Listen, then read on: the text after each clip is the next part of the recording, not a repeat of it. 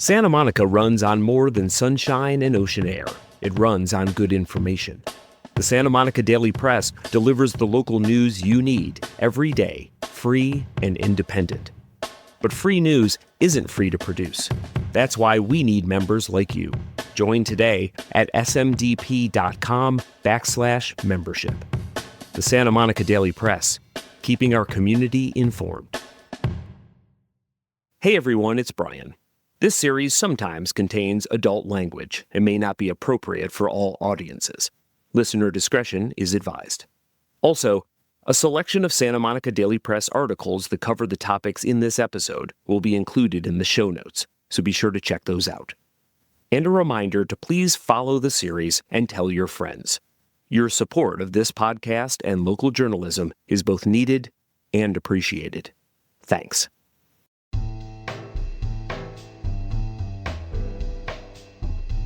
Before I moved to Santa Monica in 2010, I lived for nearly 2 decades in New York City. Trust me when I say that New Yorkers think they do a lot of things better than most other people in America, including Angelenos, especially when it comes to food. But there's one food item that Southern California has famously perfected. Ronald McDonald's coming to town, bring the family and watch him clown. That's right, the hamburger. This is the birthplace of McDonald's, In-N-Out Burger, the Apple Pan, and Original Tommy's. In 1948, a McDonald's hamburger cost 15 cents. That's about $2 today. In some McDonald's stores, you can still get a burger for that inflation-adjusted price. But here in Santa Monica and lots of other places in the Los Angeles area, food and pretty much everything else has gotten very expensive. The everything else includes housing. Exorbitant rents, astronomical real estate sales, these are also part of Santa Monica's housing development story. At the same time, the city is supposed to be fostering the creation of thousands of affordable apartments in order to meet state mandates. But many think that further gentrification is arriving instead. What really qualifies as affordable housing? And how does it get built here? And what does affordability even mean if the only meal you can afford is a $2 hamburger? I'm Brian Peter Falk, and this is A Developing Story, a limited podcast series from Santa Monica Daily Press.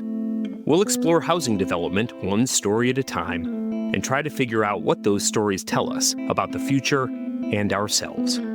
This is Episode 4, The $25 Burger.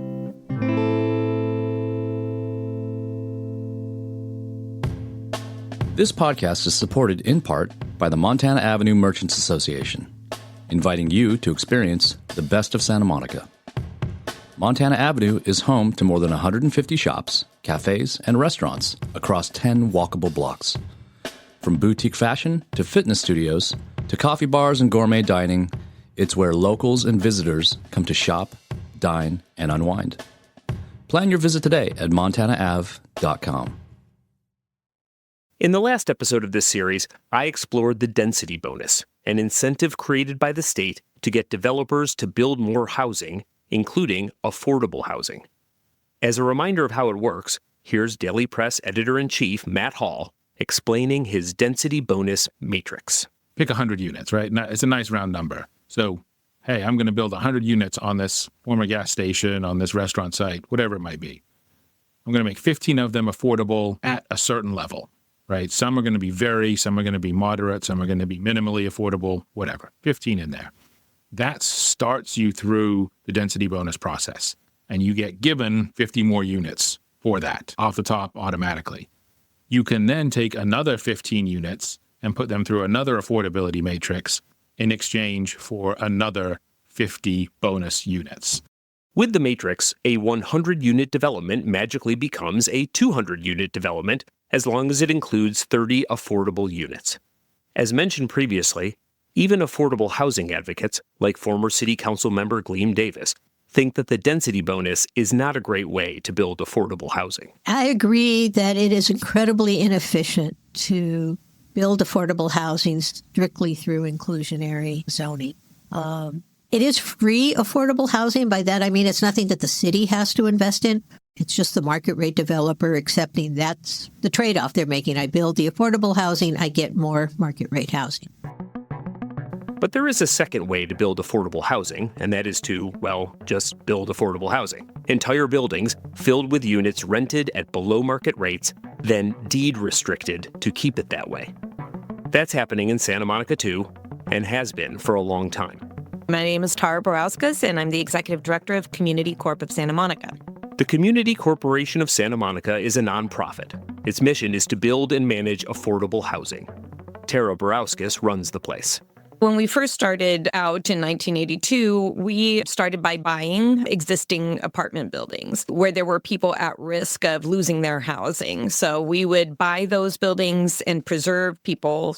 So not only preserve the building, but preserve people's tenancies so that they could stay in Santa Monica. We then also started to build affordable housing on underutilized or dilapidated properties. So our portfolio right now is over 2,000 affordable units in Santa Monica, and it's I would say maybe a 60-40 split. Maybe 60% are new buildings and 40% are existing rent control buildings.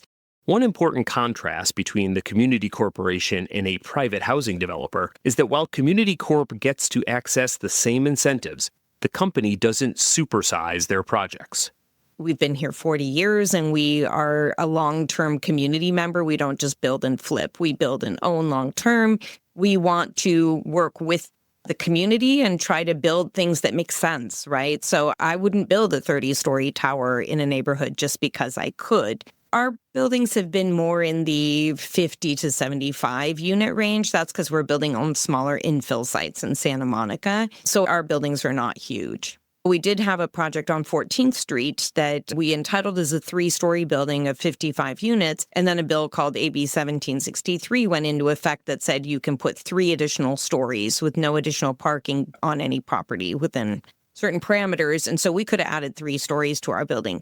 We decided to add 1 because we had already gone out to the community, and we just felt going from 3 stories to 6 stories is a really big change with no additional parking. We just didn't think it made sense operationally. But I'm very happy we were able to get that additional story and make a 73-unit building on the same property. So who qualifies for one of Community Corp's affordable apartments? It may not be exactly who you think. Stick with me for a minute, this gets a little thick. In California, there are 3 levels of housing affordability: moderate income, low income, and very low income. Those are all calculated relative to a particular place's area median income, what housing people call AMI.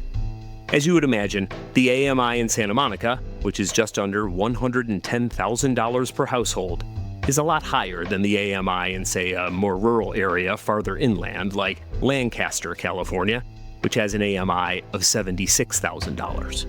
There is then another matrix to calculate who qualifies for affordable housing based on those local AMI numbers.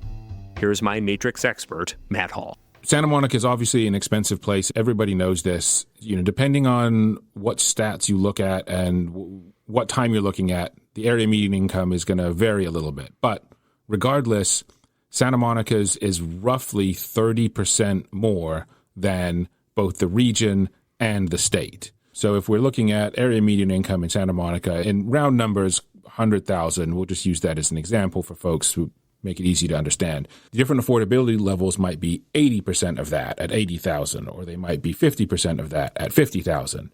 And so the percentage is based on that area median number, not a raw number. So it's not about making $50,000 or $80,000. It's about making a percentage of the area median income. It's based on what you make compared to everyone else in your community. Santa Monica has a long history of rent control, and there are upwards of 27,000 rent-controlled apartments here. But rent control is not the same as affordable housing. Those are different things.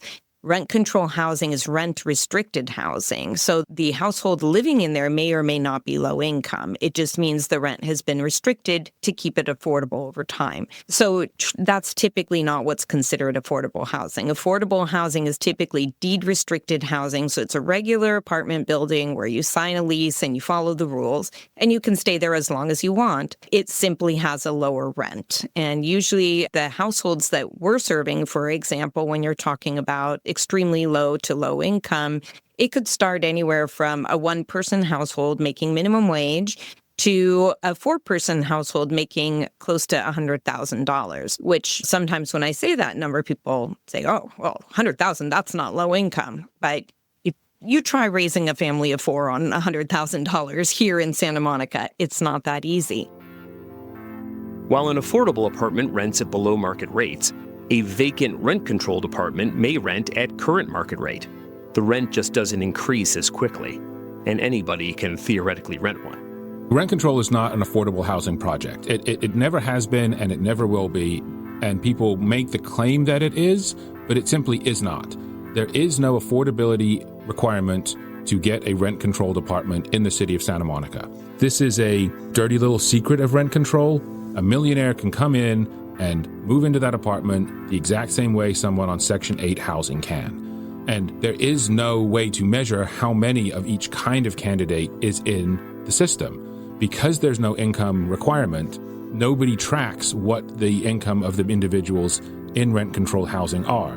So we don't know what percentage of folks who are in rent-controlled units need rent-controlled units to stay housed versus what percentage of folks who are in rent-controlled units are simply building wealth because they're living below their means.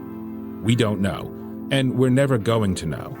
One way that an affordable apartment in Santa Monica is similar to a rent-controlled apartment is that once you're in one, you may never have to leave. I get this question a lot. What happens if someone comes into the low-income housing and then their income goes up?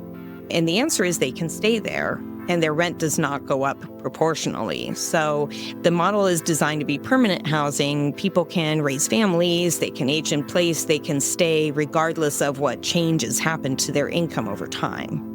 Raising money is critical for the success of affordable housing projects because, contrary to what you might think, building affordable housing is not cheaper than building market-rate housing, particularly in California.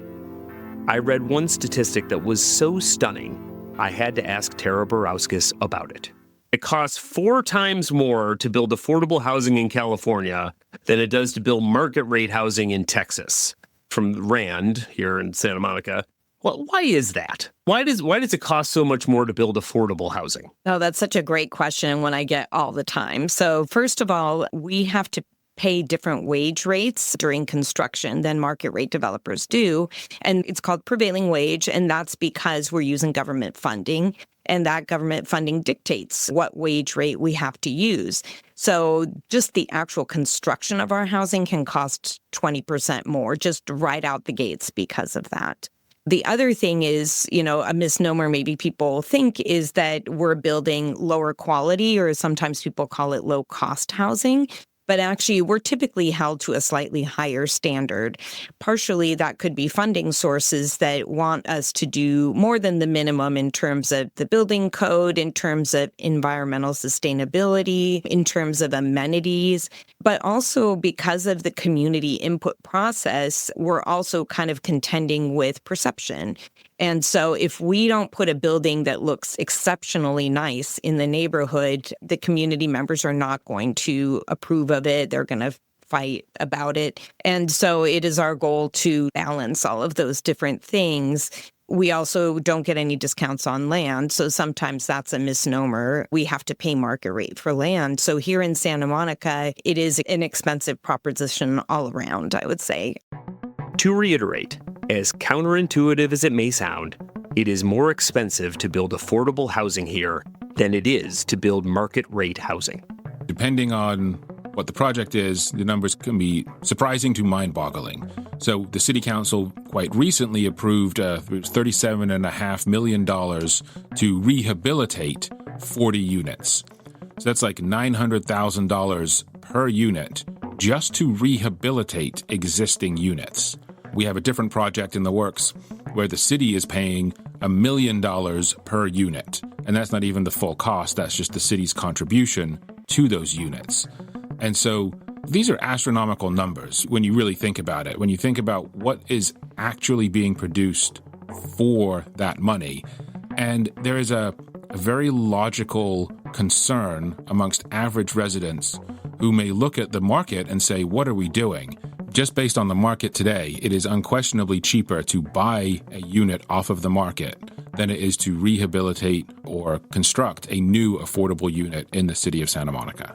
Financing for affordable housing comes mostly from government money in the form of federal and state grants, and from the city of Santa Monica itself, part of a decades-long legacy of local affordable housing support.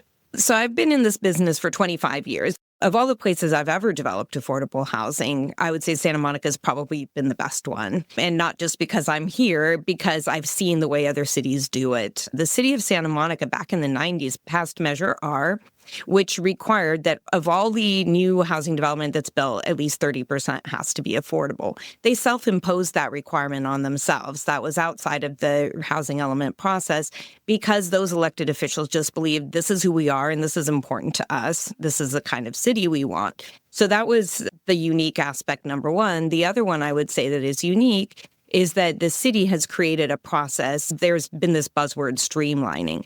The city actually started doing this many years ago where they would streamline not only the land use approval process, but also the funding. It sounds like, wow, well, that sounds like common sense, but most cities don't do that. So in this city, you can apply for affordable housing trust fund dollars at the same time you're doing land use approvals, and you can get that all done within a 6-month period typically, because you don't have to go to city council for projects that are 100% affordable and meet certain criteria.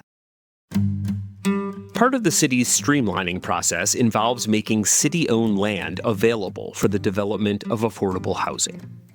If you listened to episode 1 about the housing element, which I hope you did, you may remember that the city of Santa Monica is supposed to be allowing the development of more than 6,000 affordable units over the next several years. In order to meet that lofty goal, the city has committed to the building of nearly 1,900 affordable apartments on public land. One of the sites recently chosen by the city is a 5.6-acre property that is home to an LA Metro train station, art galleries, a theater company, a comedy club, 30 businesses in all. Its earliest incarnation as a railroad depot predates the founding of Santa Monica itself. Since 1875, it has been called Bergamot Station. Bergamot Station has always been this cultural thriving hub in the city, and it was a kind of a classic date spot for folks. You know, you'd go in and you'd see people often hand in hand with their partners ducking in and out of an art gallery and having conversations and really creating this sense of community and community spirit that was really lacking in a lot of other places. It has a complicated history and it has a complicated ownership structure, and at least part of it was always public land. And with these pressures from Sacramento for municipalities to do more with housing, all public land, regardless of how beloved its current use or how it might be contributing to the city, anything that is public land has to be used to produce housing. That's just the new mandate from Sacramento. Having access to free or cheap land helps, but this is still a tough time to get government dollars for affordable housing. We've been in quite a challenging position over the last 3 years or so where none of our projects are moving. We are completely dependent on government funding, and we work on the west side, primarily in Santa Monica, but also in Culver City and City of LA and other areas. And we have projects that have been stuck for 3 years waiting for funding, and there simply isn't the money to develop all of those units. So that really is our problem. The issue is very simply the scarcity of money. This is local architect and slow growth advocate Mario Fonda Bonardi. You need dollars. It doesn't matter whether dollars come from a tax break. It doesn't matter whether dollars come from more efficient construction, from lower permitting costs in the form of a land that the city might give to a builder. And by the way, one of the best ways to inject the money is tax credits. That has worked in the past. Organizations, individuals, companies get benefits for investing in affordable housing. So all those things add up to dollars. But there's simply not enough investment for 6,000 units to be built in Santa Monica. Not even close.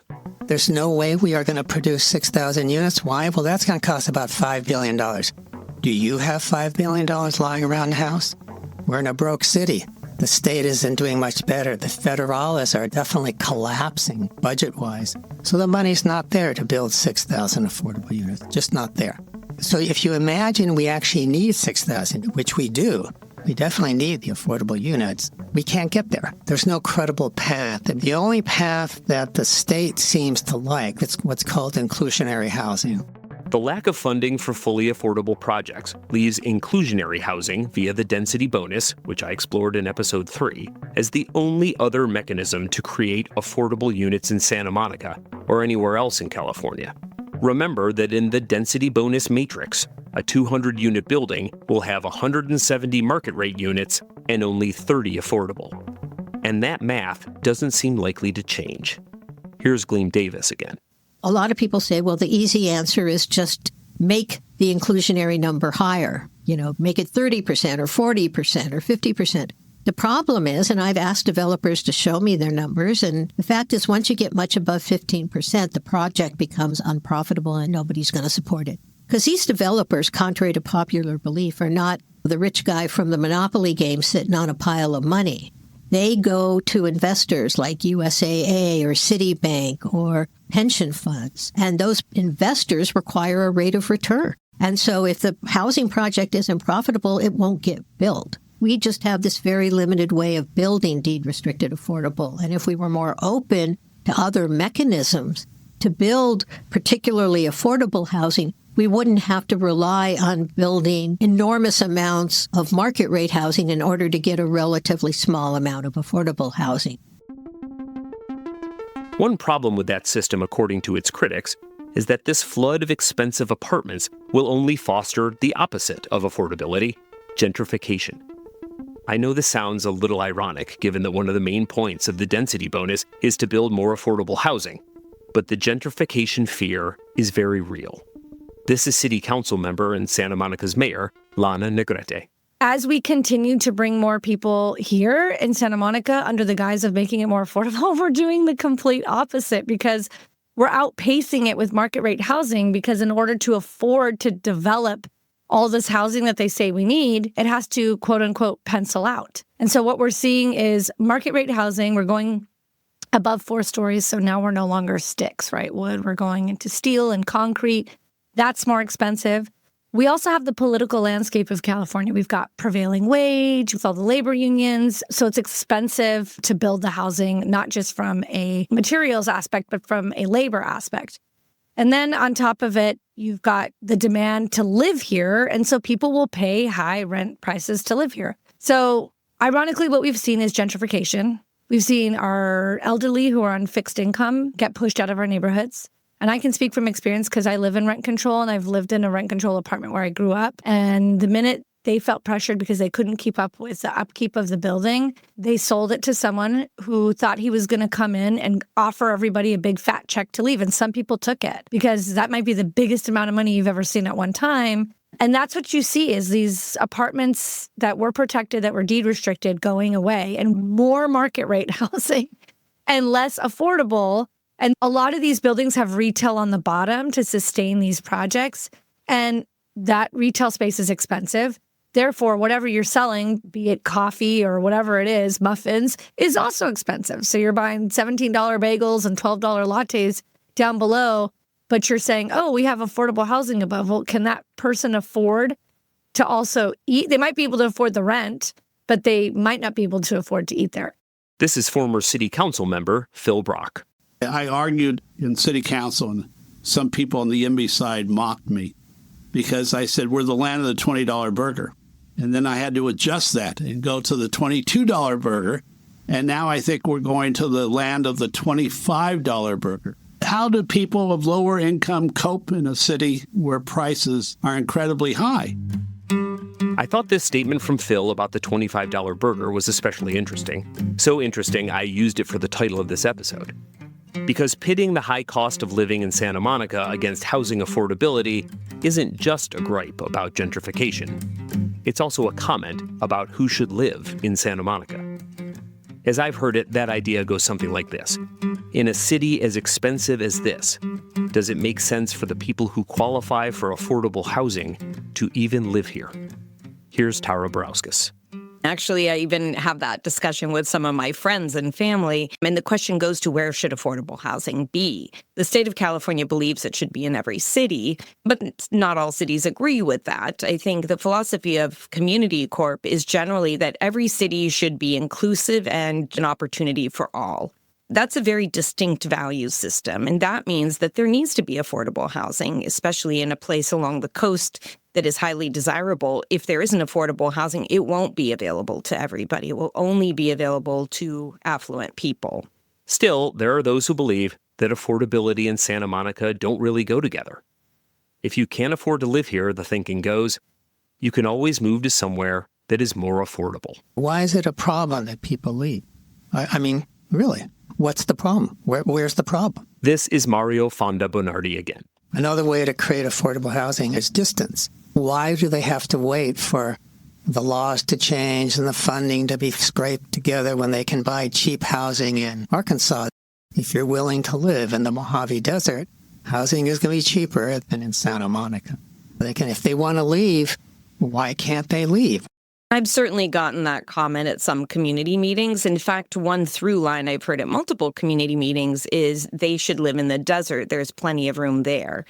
And I just take serious offense to that. I believe that people should be able to live somewhere that's reasonable, especially when you look at places that have a variety of job opportunities, have transit, and have an excellent school system, that those shouldn't be exclusionary things. And in fact, a lot of the climate change proponents say that's where the affordable housing should be, is in these bigger job centers and obviously in places with good school districts, because that provides opportunity to students to get the benefit of that high quality education. So then maybe they are able to get better jobs, better access to opportunity, and not have to continue that cycle where they also need affordable housing.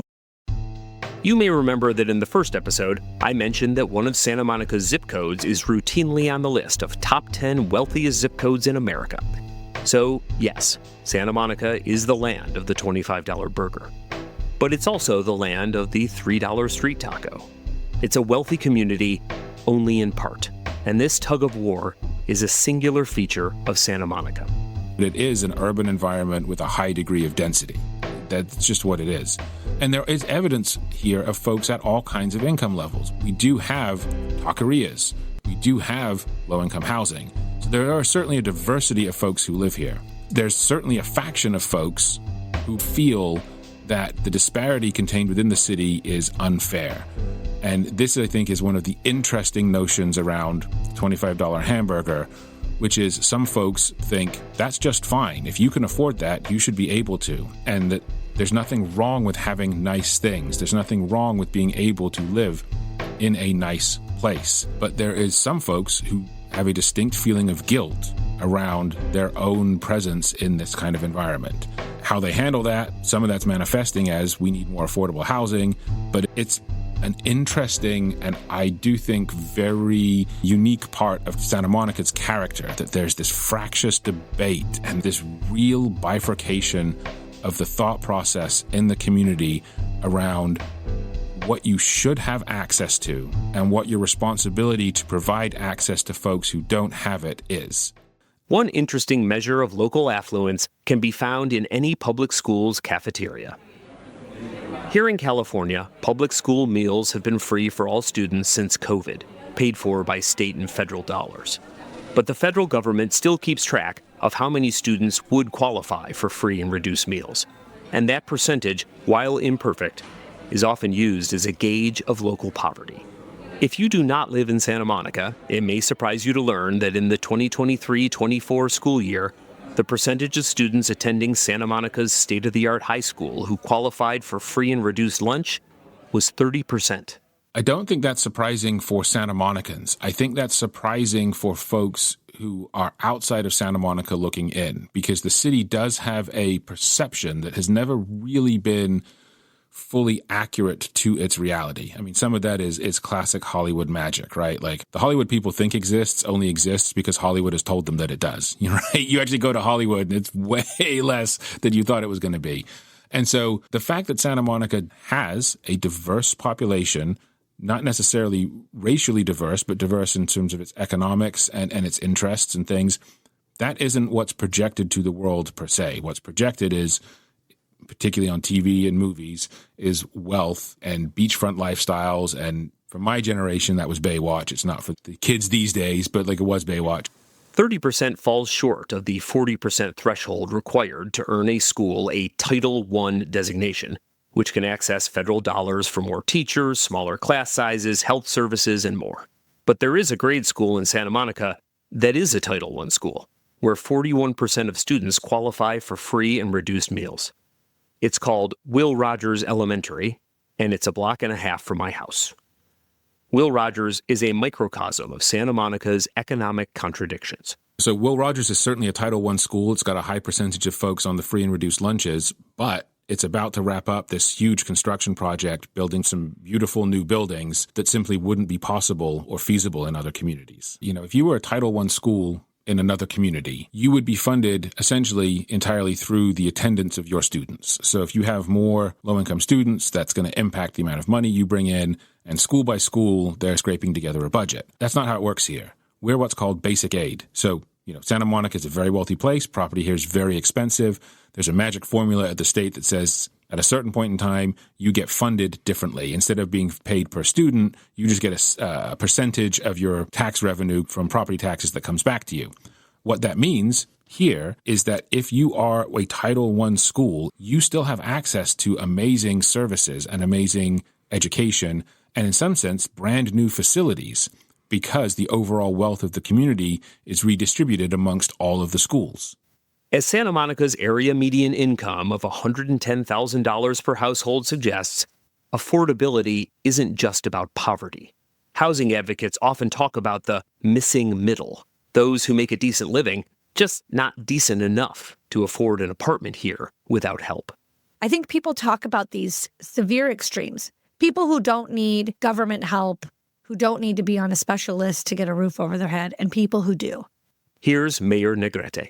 But what happens to the people in the middle who don't qualify for that list because we've decided that 30% of your income is what the rent will be, and here's what we think you should be making in a household to be able to be on a list? We're driving those two opposite ends farther and farther, and we're creating this bigger gap in the middle of people who are never going to be able to buy something on this side of town. They're totally dumping all of their money into their rent every month, and they can't save for the future, for college or to buy a home.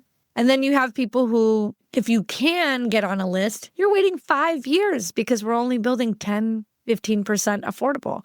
Gleam Davis is hopeful that new density bonus rules, which require more moderate income apartments, could have a positive impact on that missing middle. One of the dangers we had in Santa Monica, and it's really true everywhere, is what I call sort of barbell effect, where we were building very low income or relatively low income deed-restricted affordable housing, and then we were building very expensive market rate housing.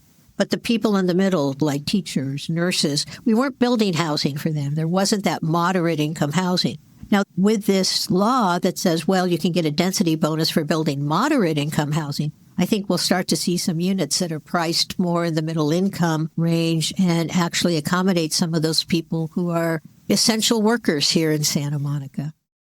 Given the lack of funding for affordable housing projects, builders have been forced to get creative. One of the most innovative housing developments in Santa Monica is a 13-unit all-affordable building that was assembled in only 3 days. I'll tell you about that after this. This podcast is brought to you in part by St. John's Women's Health and Wellness Institute in Santa Monica. Experience care designed by women, for women, in a 7,000 square foot women-centric facility that blends medical expertise with education and holistic support. Whether you need well women exams, maternity care, mental health resources, or educational workshops, Providence St. John's has you covered, with your own patient navigator and commitment to empowering you through every stage of life. Call 833-34-HER and make your health a priority. When you advertise in the Santa Monica Daily Press, you're doing two things at once, supporting local journalism and putting your business in front of the most engaged audience in town. Our readers live, work, and spend here. Print, web, and newsletters, we are trusted by thousands every single day. That means your ad drives calls, clicks, and customers, while showing your commitment to the community. Support local news, grow your business, advertise with the Santa Monica Daily Press. Okay, I'm arriving at the corner of Santa Monica Boulevard and Berkeley Street. For those of you who do not live here, Santa Monica Boulevard is a major avenue. It's also known as historic Route 66, although nobody I know really ever calls it that. So here on the northwest corner is 3031 Santa Monica Boulevard, and it's a building built by Santa Monica Community Corp. And it only took 3 days to install it, and that's because it's made out of these sort of prefab modular apartment boxes. These things come with all the plumbing and the electric and the fixtures and everything already sort of pre-installed, and you just stack them on top of each other. So if you imagine sort of human-sized Legos, you get the picture. And it's painted in olive green and gray, and part of it is a silvery corrugated metal. Has really nice landscaping. It's in an area of Santa Monica Boulevard that has 4 or 5 blocks of these tall coconut palms on either side of the avenue. It's sort of music video, driving the convertible down the street sort of area. This building may be a glimpse of the future, not just for affordable housing, but for all housing. Modular buildings like this can be a fraction of the cost of traditional construction. This building was built with a $1 million grant for 13 units, which is a lot better than the $1 million per unit that Matt Hall mentioned earlier. And here's the bonus of this place. You would drive right past it and not know that it's special or different in any way. It's a modern, tasteful-looking apartment building. Looks completely normal, and I'm guessing the units are really nice. It is a pretty cool building. You certainly don't look at it and think, this must be affordable housing. Buildings like this help dispel the enduring myth that affordable housing negatively affects local property values. What I can tell you is an anecdote about a project I built, and everyone was up in arms. It was what I would call an appropriate building for the area. And one of my good friends who I had grown up with said, well, I would never want that building here and near my house. And I said, well, why is that? Since we're friends, just tell me. And they said, well, I don't want my property values to go down. So, of course, as an affordable housing industry, we've tried to collect over the years all the evidence and documents to kind of disprove some of these myths. And certainly that property value one, you can toss that out the window. If you look at Santa Monica, we have 95 affordable housing buildings here. Has anybody's property values gone down? Not that I know of, not in any part of the neighborhood, not in any part of Santa Monica. Given construction costs, high interest rates, and lack of investment, it's a challenging time to build affordable housing here. But Santa Monica's development pipeline remains filled with housing development projects of all kinds. Some of the most famous are, of course, also the most infamous. And the neighbors were like, oh my God, we still can stop it. We can stop it. And I was like, unfortunately, we can't stop it. But what we can do is meet with the developers and say, listen, you don't want to have everybody on your ass. There are no schools in downtown Santa Monica. There's nothing. Every kid will have to be driven to school if you're downtown. You want families. How are you going to get families when they don't have a school to go to? At the time, I thought I did the right thing. In hindsight, it was clear that my vote did not keep this community from becoming polarized. We did it anyway. That's in the next episode of A Developing Story. But before you click on that next episode, please give the series a rating. 5 stars is, of course, appreciated. You can also leave a review. The more ratings and reviews, the more people will listen. Thanks. A Developing Story is a limited podcast series from Santa Monica Daily Press. The series was created, written, and hosted by Brian Peter Falk. The series was produced by Brian, Matthew Hall, and Ross Furukawa. It was edited and mixed by Alan Kraut. Original music by Brian and Alan. If you have a question or comment, you can email the series at podcast@smdp.com.